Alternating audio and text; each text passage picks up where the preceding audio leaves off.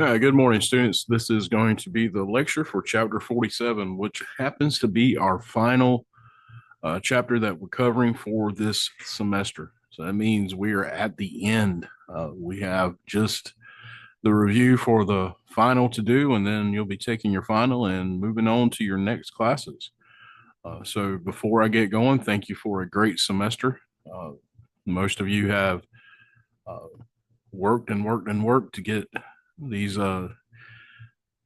assignments turned in. You've improved each week or each time we had one of the case studies, and that was a great improvement, especially case study 5. Y'all really showed out with that one. The scores were immensely improved over what they had been. So that was a good job for each one of you on what you did there, what you accomplished. And I am happy that those have finally become something that you understood. You understood APA. You started grasping how to get those citations in, or at least acknowledge that you were citing something from another author. So that is uh, great in what you did there. So that is a great accomplishment. I have spoke either through email or in person with a few students, and it was always, just getting that grasp of APA was what everybody was trying to do. So you have accomplished that, and I thank you for that. There's always work that can be done and improvement that can be done, but you've improved tremendously over the time that you have worked on these. So thank you for that. And we're going to get into chapter 47. This is once again kind of like the intellectual property. This is a new one for the course. So this will be the first time I'm presenting it, and you're the first students who have had uh, this chapter presented to them, at least through this course. And it's has a lot of information.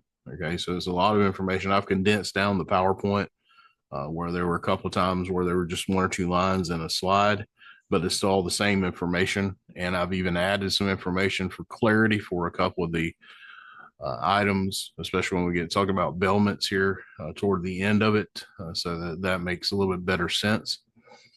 But other than that, we're going to get going. I'm going to share the PowerPoint to you as always, and we'll go from there. All right.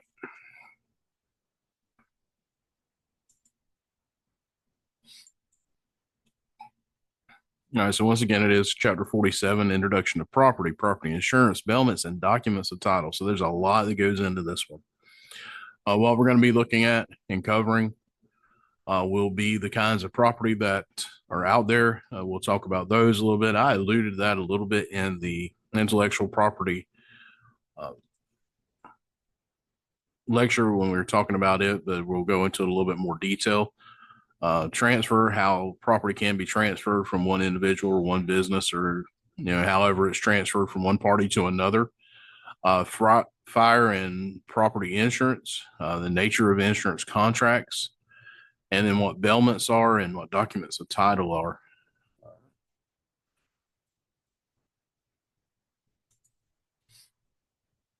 So when we think about property, there are a lot of ways we can look at it. We talked last week about intellectual property. This week we're going to be talking about some more physical stuff and how that works. So when we think about it, property is something you have an interest in or a group of interest in. Many items that have a legal protection on them.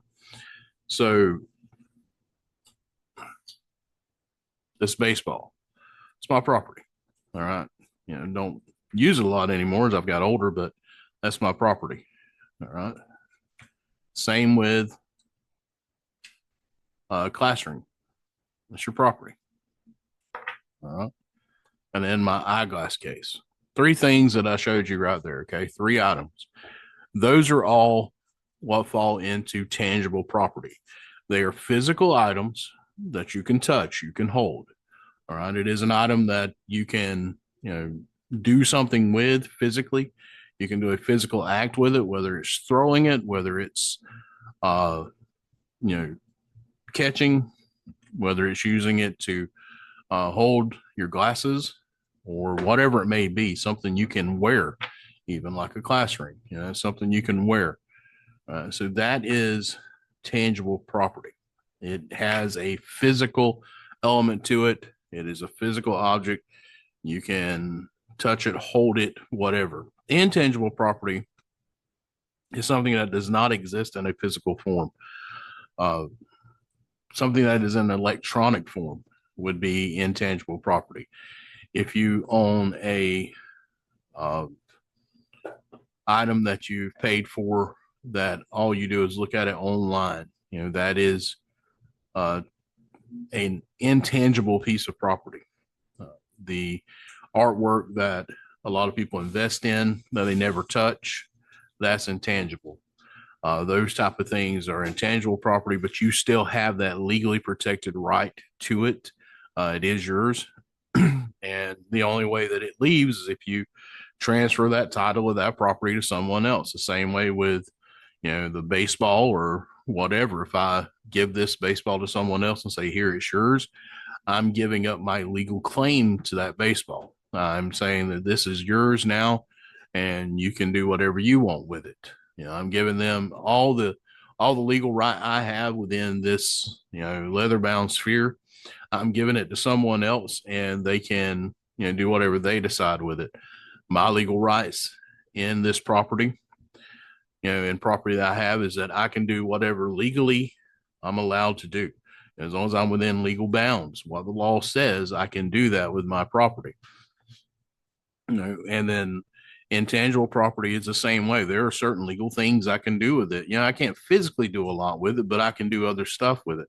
I can display it, on a website, or I can, use it for a background or whatever it may be. Those type of things can be done with intangible property. There's a lot of other forms of intangible property. It's just simply something that doesn't have a physical aspect to it. Real property is when we get to where we have land and interest that we hold in land. Things like a home that sits on land, the land itself, attachments we add to it. Those things are real property. Once again, they still hold that legal aspect. I can do anything that the law allows on my property, as long as I'm doing it in the right way and I'm not violating anything. It's fine for me to, if I want to add a shed to it, as long as I have the permits to do what I need to do. If I want to build on that property, as long as I get the proper permits, get all the permissions I need to get, I can do that. If I'm somewhere where I have, limitations on what I can do in a neighborhood, such as when, some folks live in a homeowners association area, they're limited on what they can do. Maybe they, the fascia of the home has to look a certain way, no matter, they can have a different type of siding or whatever on the sides, but the fascia has to be a certain way, whatever it may be. Those are, the restrictions on the rights that I have to do what I want to do. But real property still carries those rights. Personal property is any property, whether it's tangible or intangible, that does not fall up under the real property definition. So if it's not land or interest in that land, then it becomes personal property. Going back to the items I held up, the baseball, the ring, and the eyeglass case, those are all personal property items that I personally own. I have, the legal interest in those, and so they do not, have legal interest for anyone else. Fixture is personal property that's so firmly attached to real property that an interest in it arises under real property law. So a fixture, that's those homes, that's those things that are attached to it. A shed, or maybe a flagpole, whatever it may be, something you've attached to it that it does not move very easy.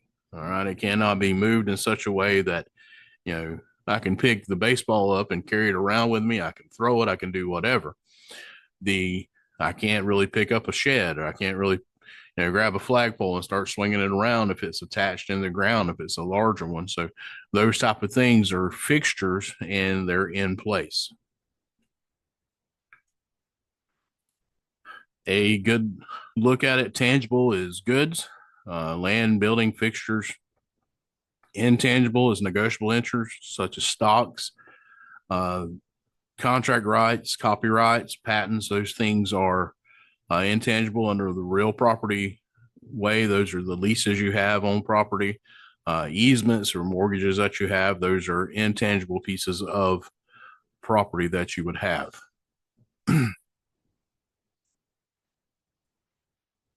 All right. Now let's look at how you transfer that to someone else. So you have a piece of property. I have the baseball. I want to give this baseball to maybe my grandson. And I say, here you go, Luke. Here's a baseball you can have, and you can do whatever you want to with it, throw it, play with it. You know, he's still a little guy. So probably giving him something this hard that he can throw around would probably not be in the best, probably not be the best thing you could do. And so, but I could give it to him and say it's a gift. All right. So that covers one of the ways I can transfer title of personal property by a gift. It doesn't come with any type of consideration. He doesn't have to give me anything back. As his pop, I would hope he gives me love back for giving it to him, but he doesn't have to. So there's not a consideration that has to be there. When something is done by gift, the delivery includes both a manual transfer of the item or a constructive delivery. Delivery that symbolizes control of the item. So a written title, those type of things that shows control moving from one person to the other. Another way that we can do that is sell. So maybe this would be a baseball that has a signature on it. In a fantasy world, I went to a Yankees game and got Aaron Judge to sign this and got Giancarlo Stanton to sign this. And let's see who else. With the current Yankees, Anthony Volpe, those guys have signed off on it, and they got their signatures on it. Well, now I'm in need of money. I need to, get some money. So I put this up for sale. I put it up for an auction. All right. And because it has those signatures, the price will be wherever it could be, depending on what the market is and how collectors are looking for it. But once I put this out there and someone bids on it, they have a winning bid and I accept their bid, I have then sold this piece of tangible property to that person for a set price, for consideration. So let's think back. Let's fall back to the contracts real quick. And remember, for a contract to be completed, we needed consideration to be in there. Well, for a transfer by sale of an item, it's basically the same contract setup. All right. So an offer, an acceptance, and then the consideration or the price of that something of value that's being exchanged for that item. When we give out a gift, to kind of jump back into it, there's intent with it, the acceptance of it, and how it's classified goes into the description of the property for the gift and how that is handled. In certain places, thinking about taxes, anything you sell, of course, there's taxes involved with that. In certain areas, you have a gift tax that you would have to someone would have to pay. The person receiving the gift would have to pay a tax based upon value of that item, a market value or whatever the value may be for that item. Not as much as it used to be, but it does still exist. Then we have by will or descent. So right to property acquired upon the death of the owner. That is an inheritance. So you can receive property as an inheritance and bequeath property in a will. That is how you transfer property in a will. You're bequeathing it to the heirs that you have listed or whoever you have listed. Maybe it's an organization. Maybe you're donating your savings to a charitable cause that you liked, or maybe you had a piece of real property with a home on it that you're giving over to an organization that helps domestic violence survivors. And so you're giving them property that they can, use for their needs, and you're transferring it to them. Now, by will or descent, you're not going to care anymore. It's kind of like when we talked in contracts about insurance, which we'll get into insurance here in a few slides. But when we're in contracts talking about insurance, the way that a life insurance policy is completed is one party is no longer there. Same way with a will.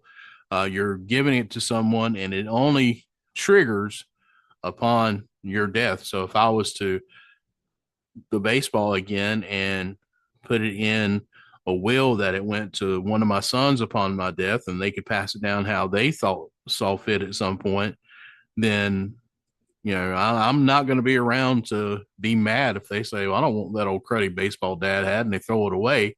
That's I've given it to them. Whatever they do with it, it's their choice. Now, getting really, really tied into that type of law with wills and stuff, you can put stipulations that they cannot do certain things with it, but it's still that transfer of property on the death of the owner. By ascension is a right of property owner to an increase in such property. All right. So the property owner, they have a right to any increase in the property, all right, of such property. So as that property would increase, it would be theirs based upon what it's doing. You think about things like stock certificates, the price goes up, you start making money, that's your money. It's not just what you had in it originally. If you make money on it, you make money. The downside of that is also if you lose money, it loses money, you're losing money. But you have a right to any increase in that property. So as it increases in value, you have a right to that increase in value. Ways that property can be transferred when it's not so, happy and, sometimes sad as some of these are, but pretty cut and dry is when we get to a transfer property by confusion. So we had two parties that had a, property of some extent, and somehow their property got intermingled. It could be through an accident, mistake, some type of agreement, or it could be because one party was being fraudulent, some type of an intentional act that was unauthorized, those type of things. So if it's due to a mistake or accident and the property cannot be separated back out, they cannot figure out how to get that property back out of that entanglement. An entanglement in law is always an interesting thing because, entanglement sounds just what it is. If you think of a ball of yarn that has just been, just not rolled up neatly, it's just been balled up and you get knots in it and you do or like a water hose where, you can do your best, roll your water hose up. And if it's just laying in the yard, there's going to end up being a knot in it that just appeared out of nowhere. Same way with a power cord or any of those type of things. If you've ever dealt with that, we, as a family, we traveled for quite a few years with my parents and aunts and uncles singing around Florida.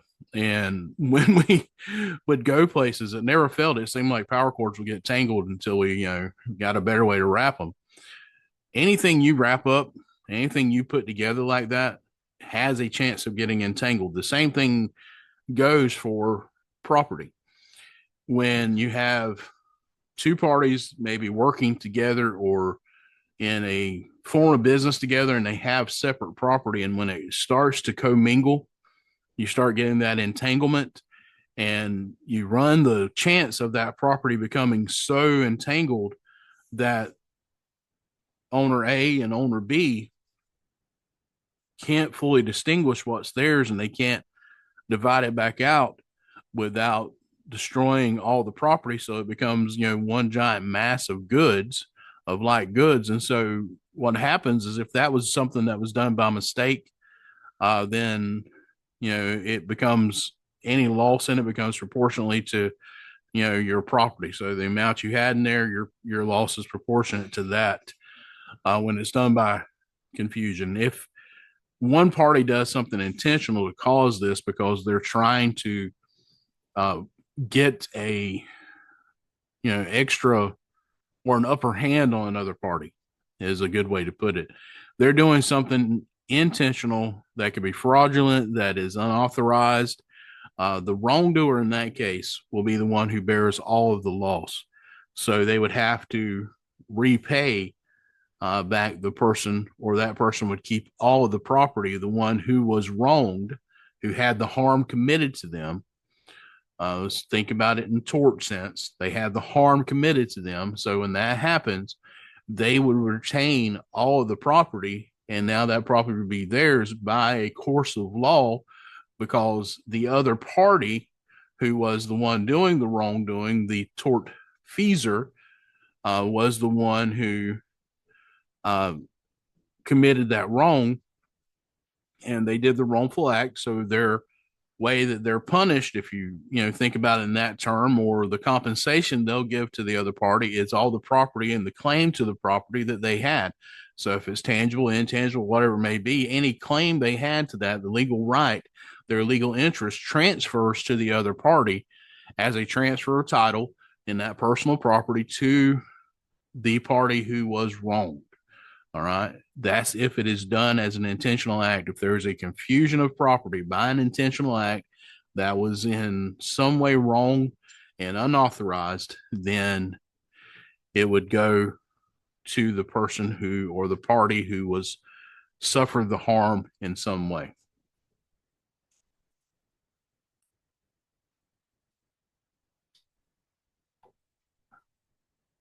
Then we have a type of transfer that is because it's there, you have it. All right. So if, and I'm gonna keep using the baseball because it's right here in front of me, y'all. That's why I'm using it.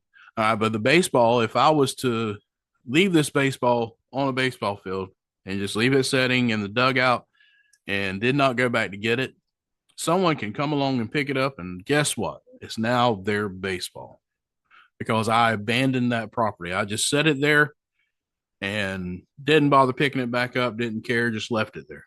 All right, I just left it, and it was just a baseball. Maybe it had, this one has a couple of scuffs in it. And I'm like, well, I don't need that anymore. And I just left it sitting in the dugout. Well, someone can come along and they're like, oh, that's a baseball. I can play with that. I can throw that around. I can have fun with that. They found a use in it. They found a need for it. So it becomes theirs. They're entitled to the property because they were the finder of the property. All right. So that's abandoned property. Lost property is if I left it accidentally. I intentionally left it sitting somewhere. Someone that comes along and finds it, or they can normally lay a claim to it if they, do that. Now, if it's a place that has, maybe there's a spot for things to be turned in, they can turn it in, or they can, say, hey, I found this, and there may be a certain amount of time. Certain items under certain statutes have a amount of time that it has to be, put a notice out that it was found. But for the most part, in most cases, that person that comes along, because I lost it, I left it sitting there. It wasn't intentional like it was an abandoned, but it was lost. It was left. They can come along and claim it. And for the most part, there's not going to be a big issue with just a plain old baseball that's been played with a few times, got a little bit of dirt on it, a little bit of grime. It's not going to be a big deal. No signatures. I haven't been to that Yankees game that I want to go to and get their signatures. It's just nothing special about it. It's just mine. And if I lose it, then it's that way.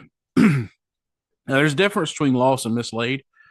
Mislaid property is intentionally placed by the owner, but unintentionally left. So loss is when I just unintentionally left it. Maybe it fell out of my bag, right? I had it in a bat bag and forgot to zip up, the where the balls are kept at in the bat bag. Maybe I just didn't zip it completely, and it fell out as I was walking to the car from the ball field.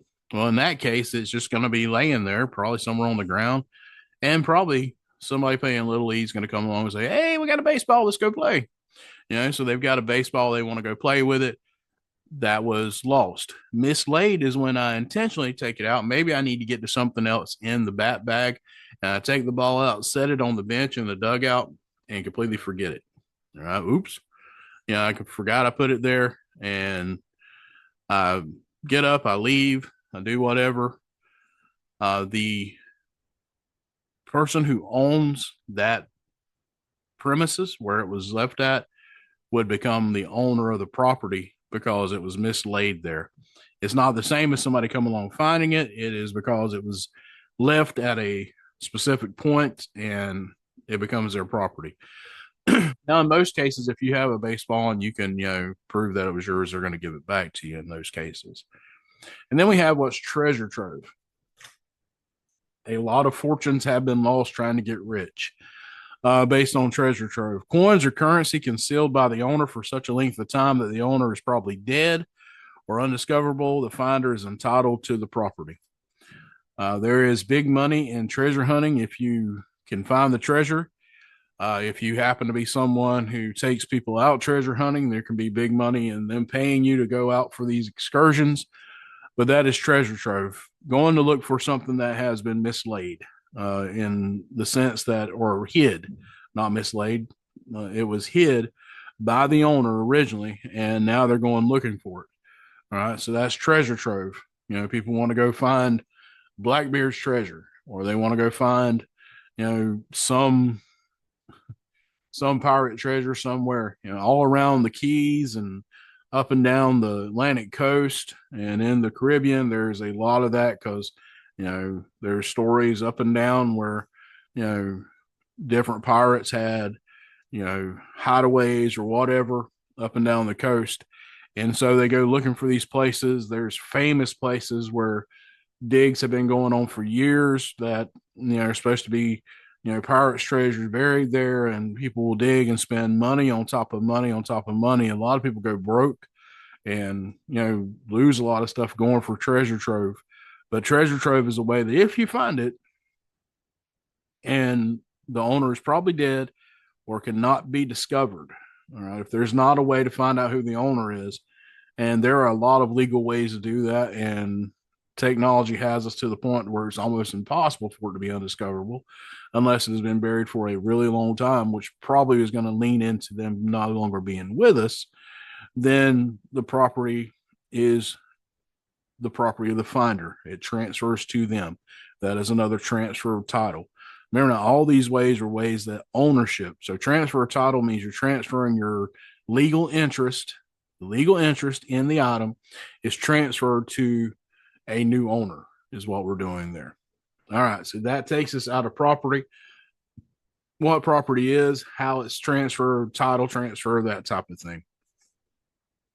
Now let's talk about one way you can protect your property. So this basic baseball, I don't really need insurance on. I don't need any way to protect it. If I lost it, I would be, oh man, I can't find my baseball, but I'm not out any monetary value with it for the most part. Its use has been garnered from it, so it's not, I'm not at a major loss.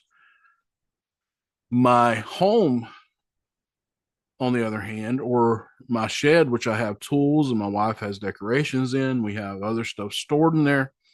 There's value in that. There's value in our home, the items in our home. The computer I'm using right now and the equipment I'm using right now to record this lecture. There is a lot of value in that stuff, and so I want to protect it. So a way I can do that is to get insurance of some sort, some type of property insurance. That is a general definition of insurance, and we talked about insurance in contracts. Is a contractual agreement. Now, keep in mind, it is contractual. So there are written definitions for everything that goes into this policy because it is a contract, and it is a very explicit contract. Insurance contracts are explicit contracts in that everything is written out. All the items. You can read through it. You get a copy of it. You can read through what is in it. And there's should not be any question as to how things are handled in it. It's just there, you see it.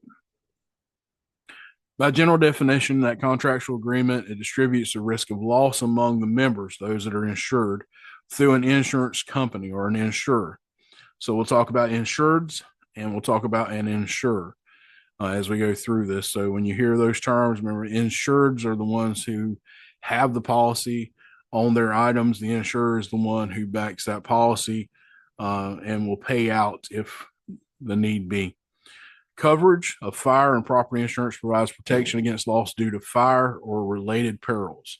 All right. So we're going to discuss fire a little bit more than we do other types of perils as we go through this. So to understand fire and property insurance, you need to understand types of fire. Now, I'm not getting into A, B, and C like we do with fire extinguishers. We're not teaching the class on how to put out a fire, but about what types of fires there are. So we have, and these terms may sound like something from a battlefield, but we have friendly fire and hostile fire. All right. In this sense, it is a physical fire that we're talking about. So you have hostile fire and friendly fire. Friendly fire is a fire that's contained in its intended location. You have a fireplace in your home or a grill on your patio. The intended location of that fire is inside that fireplace or inside that grill. If you have an oven that burns a flame or heat in general, so fire in this instance can be that heat. It's intended to be inside that oven, and so it's doing what it should, or on that stovetop, that heat is doing what it should.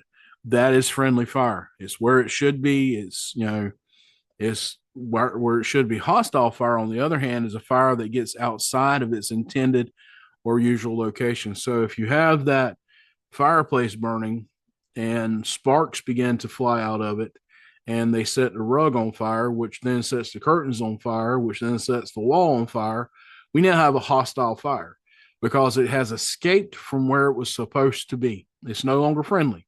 It's no longer keeping us warm and giving us a soft glow in the room. It's now making the house way too hot. We need to get out for our safety. We need to call 911. We need to get the fire put out. There's a lot of other things happening. We're now at a distressed moment. All right. So if you think about friendly, when you're around someone friendly and you're around your friends or family and everything's going good, you're not overly distressed.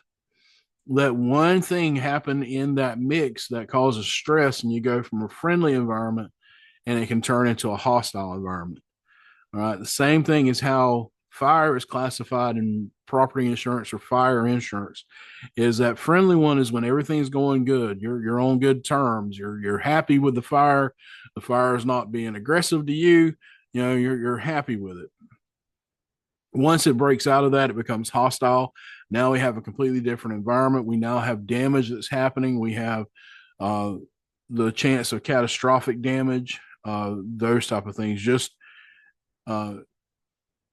it turns things from how they should be to not. It takes a home and can turn it into ashes or whatever type of property is being burned. So that's the definition of that. For the most part, insurance companies do not cover damage from a friendly fire.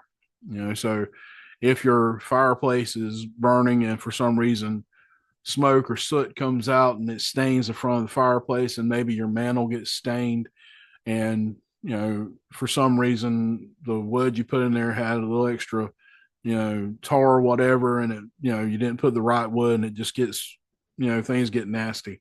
Or you're cooking on your grill and you have it maybe a little bit too close, and the heat from the grill may cause a buckling of siding on a house. It's not from the fire escaping and becoming hostile. It's just the heat of it being used in its intended purpose cause that. So that's still friendly fire. And an insurance company is not going to really look at that damage. The soot, you can clean it up. It may take a little bit, but it can be cleaned.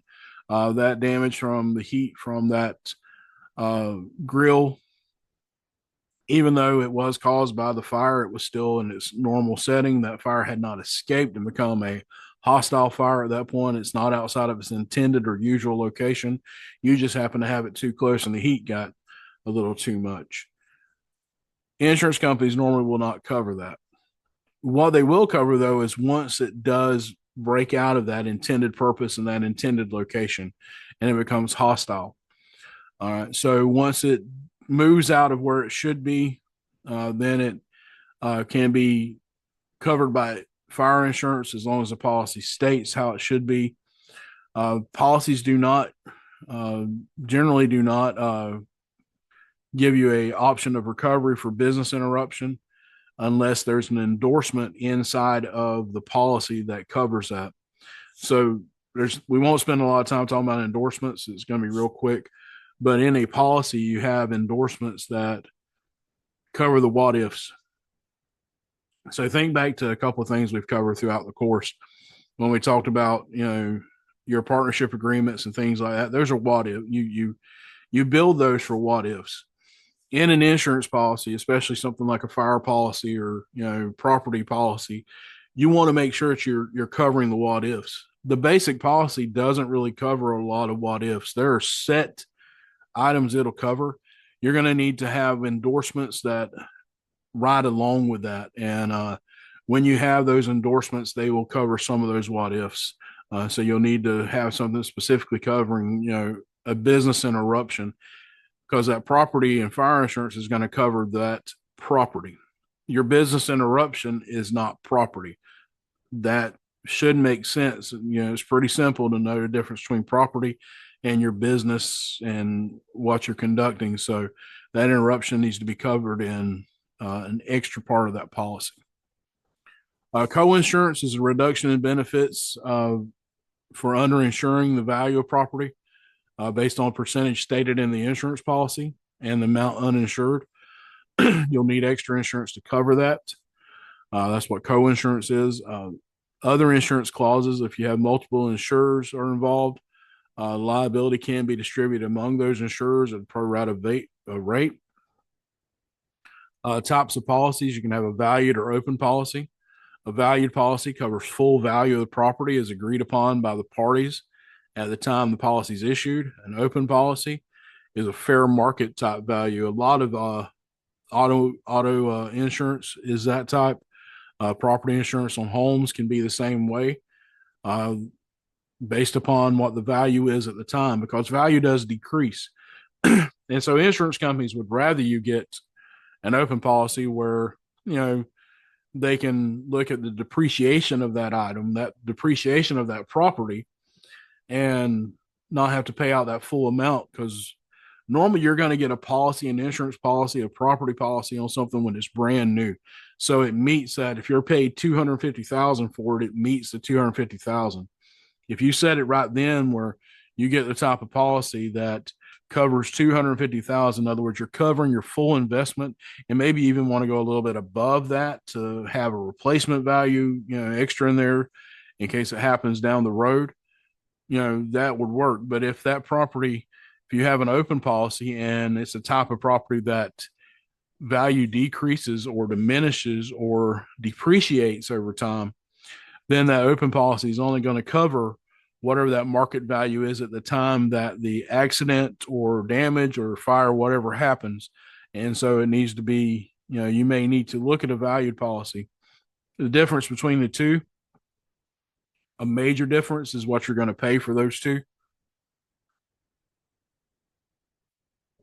That valued policy, you're going to get it a little bit cheaper, or you're going to pay a little bit more for it because you're wanting it covered for everything you have in it and the amount you paid for it. Where that open policy, they're likely not going to have to pay as much out at the time the policy has to be, if it ever has to be used.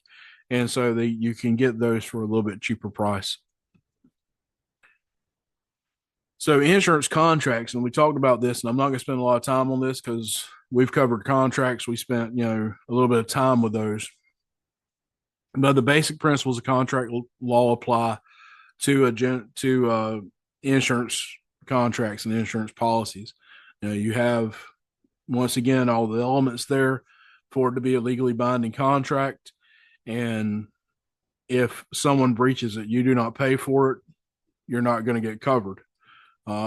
If you've kept your policy paid up and for some reason the insurance company doesn't decide to cover you in the event of damage to your property and it meets all the guidelines it was supposed to meet, everything is there, what do? I'm not going to say it, but it's all over TV, all over your screen, everywhere you look. You dial pound law, that's all, one of those type of things where you call a lawyer, you get in contact with somebody and you say, hey, they're not paying, they've breached the contract that we had, I have kept up my end of this contract, all my premiums are paid, everything's done, nothing has been changed that would alter the state of what I originally insured, that I have not added on or let them know about. Nothing has been done. Nothing was done that was of my own fault that I, you know, intended a consequence. This was all, accidental, and they should cover it. Well, you have to get a hold of somebody because maybe they won't.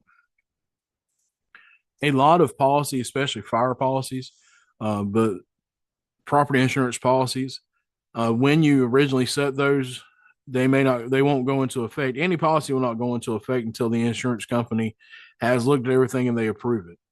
And so at the point they're going through it before they get the final policy set up and that formal contract is finally set for you to agree to and sign off on, a agent of the insurance company, their person working in agency for them, their agent can do in some cases what's called a binder. A binder is a written memorandum that serves as a temporary contract. It's kind of a, this is your stopgap between our discussion and our agreement to the point you get your formal policy. And what it does, in most cases, a binder will cover you for what the terms of the policy are going to be for that amount of time in between your agreement with the agent and the formal contract signing, that formal policy being created and agreed to by all the parties. So you may need some coverage in there to, make sure you're getting from point A to point B without any loss happening that would alter everything else you were doing. So a binder is a good thing to, have in place to get you from that point A to that point B so that you can get fully insured and everything is, where you need it to be. What is insurable interest? That's your financial interest or factual expectancy in someone's property that justifies insuring the property. All right. The interest must exist at the time the property loss occurs. So that interest must be there. If it's depreciated down, it has no value.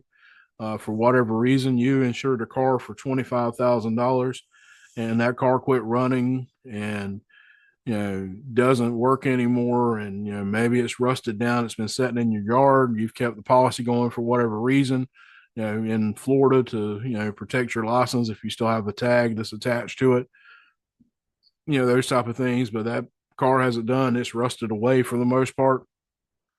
If a tree falls on it or for some reason that rust bucket catches fire and you haven't had any use in it, nothing's been done, that interest that you originally insured it for no longer exists. Right now, there are things that can happen and things that can be done that go way beyond the scope of this lecture and this class in general to that could get payment there. But for the most part, once the loss of that interest, and remember the interest, when it says insurable interest, that's your financial interest that you have in that property or your expectancy of, that interest in that property. Once it's no longer there, then there's not any, loss that you're incurring. You've already incurred that loss at some point and it wasn't something covered by your insurance, then, it's not going to happen. Same goes if you have an insurance policy on an item, you transfer your interest in it to someone else through a transfer of title, that they lose it and something happens to it, your policy that you have is not going to reimburse you because of their loss. So that same thing, you must have the property, you must have that interest in it. Your interest in that property must still exist at the time the loss occurs. And then premiums are the amount you're paying in to make sure that the policy is in effect. It's the money you're paying in. So foreign insurers, sometimes they need to be protected. All right. So they're protected with, misrepresentation, false representation of a material fact made by the insured that is justifiably relied upon by the insurer. A lot of this sounds like we're looking at torts and criminal law, that misrepresentation that was in there, someone presenting something in one way that it really isn't. Well, the insurer is protected. If you misrepresent what you have and what you're getting into, what you're doing, what your interest is, the value, or any of those type of things, they have a recourse of not paying because there was a misrepresentation. A breach of warranty is a failure of required condition. Generally, an insurer may avoid liability for a breach of warranty. You're using something outside of the way it was described, you're breaching that warranty. Warranties are covered by insurance, and one thing to keep in mind there that when you have a warranty on an item, that's technically an insurance policy that the manufacturers will sometimes take out, and even so much now that when you make purchases, major purchases, they will offer you warranties, and most of those are covered by an insurance corporation of some type of insurer. Amazon for major purchases offers a warranty policy through Allstate that Allstate covers. In other words, they're covering the cost of that. It triggers that policy to come into effect when something was to go wrong, and so it's paid. Uh, a breach of that warranty, if you take it apart and try to work on it yourself, there are certain places on electronics, on appliances that will have a warning: pass by this point at your own peril, but you're fixing to avoid that warranty that will cover it because you're fixing to mess it up, and somebody else is going to have to come in, and guess what? We're not going to pay for it because, well, you messed it up. So breaching a warranty is where you can, negate the policy, and especially if you paid a lot of money for it, you really don't want to do that. You want to make sure that it's good. Concealment is a fraudulent failure of an applicant for insurance to disclose material facts the insurance does not know. Always allows the insurer to rescind the contract. There are certain things they're going to ask you. There are questions when you get a policy. No matter what the policy is, you're going to have to answer questions. And that's one of the things. We have our word estoppel here again. An insurer is prevented by its own conduct from asserting a defense if there are certain things they do. You can prove that they've done it, and their conduct, they shows that maybe they understood what was going on. They may have to pay anyway. If the insurer intentionally relinquishes the right to deny liability in some way, then if it's a no questions asked warranty, if it's one of those types where no matter what it is, no questions asked, we'll fix it, we'll do whatever. They have relinquished the right to deny liability in that. Those have to be in writing. Of course, has to be something showing that it is a, no fault of yours type policy there. Termination: an insurance contract may be terminated by due performance or cancellation. All right. So once if the property becomes damaged, they pay for it. That terminates that policy. You'll have to renegotiate, and you're going to pay more because there was an incident. Or if you just cancel the policy or they cancel it for some reason, that is when it's terminated. All right, so that covers our insurance side of it.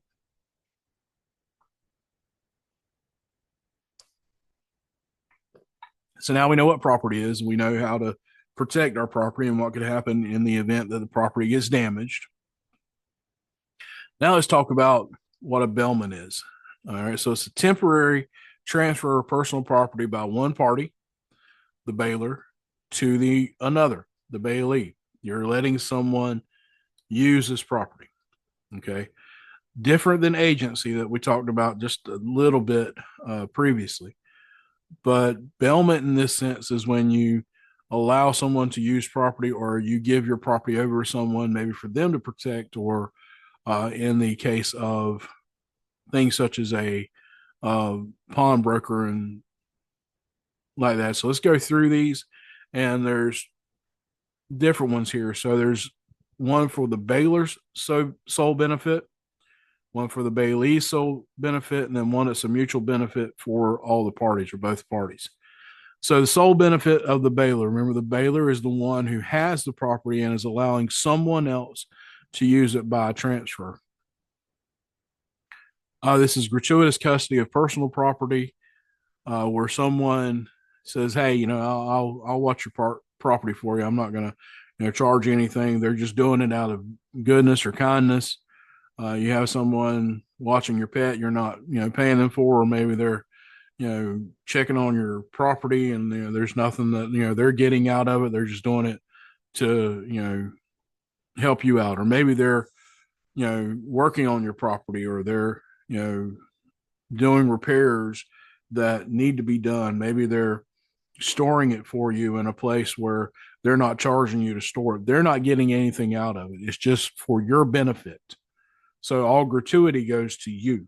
You're the one who's receiving all of the benefit with it. And so if you're receiving all the benefit and it's your property, then that is the sole benefit to you. All right. And we'll look at a case here in a second. And I'm normally don't really go deep into cases, but it's going to help with this and understanding this. We're going to look at a case here in just a slide or two that will kind of give an idea of where that falls. The next one is a Bailey sole benefit. So, limited gratuitous loan of personal property for the use of the Bailey. You let someone use your vehicle. They're not paying you for it. They're not giving you anything. They're not paying a rental fee or lease fee or anything like that. You're just letting them use it.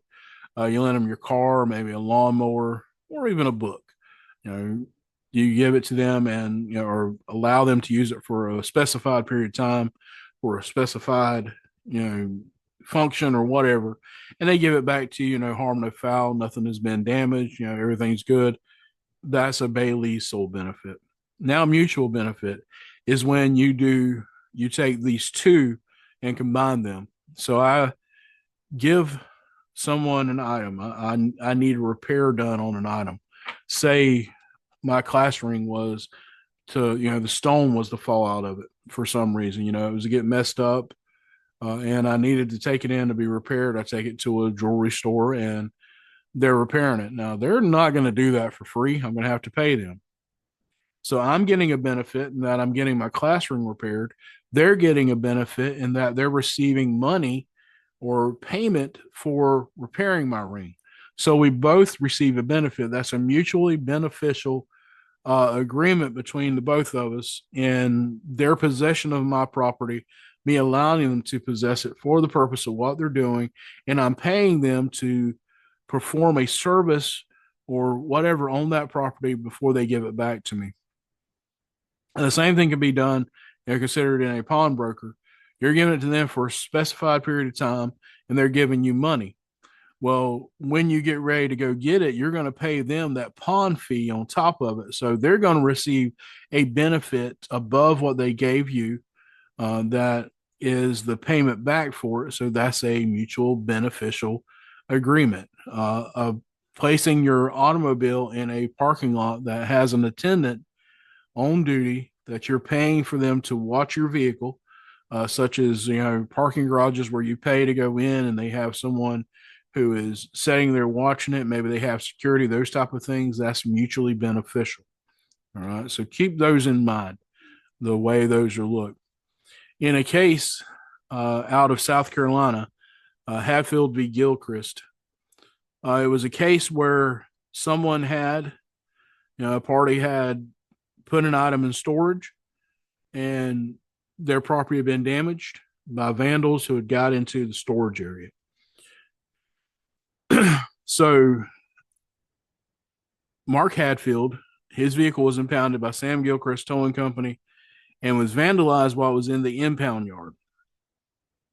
And it was stored on Gilchrist's lot. Gilchrist had tried to secure the storage area, but vandals had breached the facility. In the actual court documents, it says they cut through a fence to get in. They cut through a chain link fence and got in. They vandalized multiple vehicles, and one of them was Hatfield's. Hatfield sought compensation for damages to the vehicle, and a magistrate in the case awarded him $4,035. That breaks down. It was $4,000 for the damage on the vehicle, and it was a $35 court cost in there.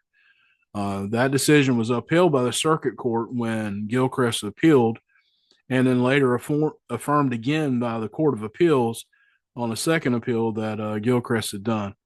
The reason being, the case highlights the issues of liability and responsibility of Baileys in safeguarding property entrusted to them. All right, so Hatfield did not personally ask them to do this. All right, so that was where Gilchrist was like, kind of like, hey, we're just holding it. But it was because of what they were doing. He was going to have to pay to get it back. There was going to be some, items that went into there. So when the court looked at it, the court said, this is a mutually beneficial thing happening here. Hatfield's car was there. It should have been protected. The benefit to him should have been the protection of his car while it was sitting there, his property that had been towed for whatever reason. We're not going to be a stickler for the reason it was towed, but it was there. And why was it there? It was there to be protected in that impound yard.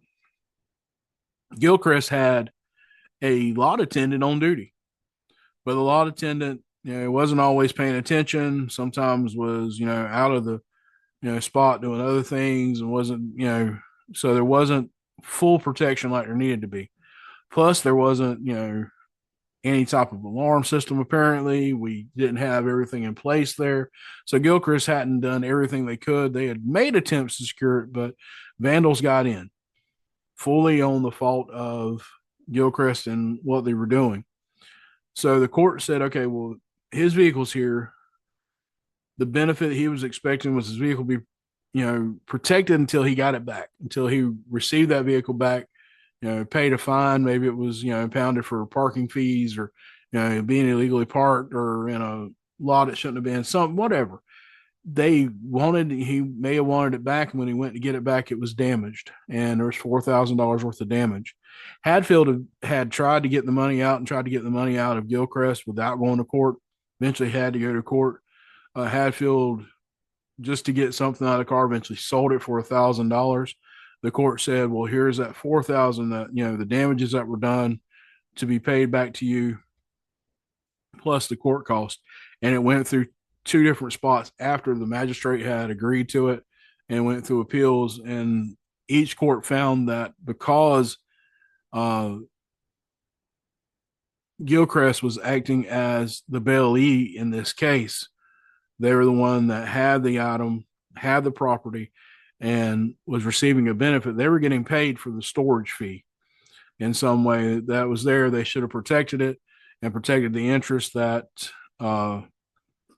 Hadfield had in that. So it was paying out based upon that. All right, so the Bailey's duties to exercise due care. This is where Gilchrist had failed. Gilchrist had failed to exercise the due care. They must exercise reasonable care to protect the safety of the property and return it to the proper person. Their absolute liability occurs when the parties so agree or the custom of the industry requires the bailee to insure the property against the risk in question. They fails to do so, or the bailee uses the bailed property in an unauthorized manner. So we fall to number 2 here in the case with Hadfield v. Gilchrist, where we have the custom of the industry is to protect impound lots with insurance, to properly insure the, what goes on that property. And in that case, is where we were looking at. So the parties hadn't, technically previously agreed, but that was where that comes from. Once again, the duties and bailment for sole benefit. The bailior's duty is slight care. The bailee's duty is to warn of defects of which she knew or should have known. Sole benefit of the bailee. If it's the sole benefit of the bailee, then it's the utmost care with the bailee and to warn of known defects. And then mutual benefit is ordinary care that they have to look at and warn of defects that they should have known or knew about. Rights and duties. A bailee's right to limit liability. Certain bailees are not permitted to limit their liability for breach of their duties except as provided by statute. Once again, Gilchrist had a statutory, duty to that care and protecting that property. Bailee's right to compensation are entitled to reasonable compensation for work or services performed on the bailed goods. So Gilchrist originally tried to claim that it was, a mutually beneficial or that it was not a gratuity thing. The court saw through that and saw that, yes, you were getting paid for it. So you need to be there. And, that compensation was there. And that's why they had to go back and pay. The bailor's duty is the bailment for sole benefit of the bailee. The bailor warrants that they are unaware of any defects in all other bailments. The bailor has a duty to warn of all known defects and all defects that they should discover upon reasonable inspection. Now let's look at special types of bailments. A pledge is security interest by possession. Warehousing, this is where we kind of went into with the Gilchrist case, Hatfield v. Gilchrist, is storing of goods for compensation. Warehousing must exercise reasonable care to protect the safety of the stored goods and to deliver them to the proper person. Things like safe deposit boxes, that's a rental fee that's being paid. That creates a bailment. A goods carrier, someone who is transporting goods. A common carrier is an extraordinary bailee, and a private carrier is an ordinary bailee. And then innkeepers, hotel or motel operators, they're an extraordinary bailee, except where it's limited by a statute or case law. All right, so that gets us through bailment and how that covers. Now let's talk about documents of title. This is your evidence. So we started talking about property, what property was, how the different pieces, how you can have all different types of property. Then we talked about property insurance. And we talked about, transfer title and property insurance and how to protect your property. Then we talked about bailment. If you're letting someone else use your property or hold your property, what goes into it. Now let's talk about what types of things show and prove your ownership. Kind of seems backwards, but let's talk about what shows your ownership. So types of ownership is a warehouse receipt issued by the person storing the goods. A bill of lading is issued by the shipper, issued to the shipper by the carrier, and a receipt for the goods. They as a receipt as evidence for their carriage and a document of title. Negotiability is a document of title is negotiable if by its terms the goods are to be delivered to the bearer to the order of the named person. Due negotiation, delivery of negotiable document in a regular course of business to a holder who takes in good faith. Good faith is the key there. In good faith for value and without notice of any defense or claim. They're doing a good faith receipt is what they're doing. They're receiving the goods in good faith, that everything is there, that they expect to be there. There's not anything that, has been messed up or any claim against that item. Warranties. When you negotiate or deliver a document of title for value, then collecting bank or other intermediary incurs certain warranty obligations unless otherwise agreed. An ineffective document is for a person to obtain a title to goods by negotiation of a document. The goods must have been delivered to the insurer or the issuer of the document by their owner or by one of whom the owner has entrusted, an agent of the owner that has some authority to do that. And that covers that. All right. So the documents of title that shows ownership in bailment cases were covered there at the end. All right. So we talked about property. We talked about everything that goes into it. All right. We talked about all those pieces. Now we come to the end of it. And that is the end of our new material, the end of our study of business law. For all intents and purposes, we will now move on to the final. So I'll be sending out a link for the same way we did with the midterm. I'll be sending out a link for a Zoom meeting for the final review. It'll be at max about a 30 to 40 minute review. And it'll be in an evening, most likely a Monday evening or Tuesday evening, depending on when we get them set up. And we'll go over the final the same way we did with the midterm. And I can tell you attending these is real important, because I can tell the difference. I look back on who attended reviews and I look at scores, and I can see an improvement in scores over those who did not attend. So it is important to attend these. We had real good attendance for the midterm review, and I would like to see that again for the final. All right. So if you have any questions, anything you want to explain a little bit further, please reach out to me. So until we meet for the review, stay safe, study hard, and keep going.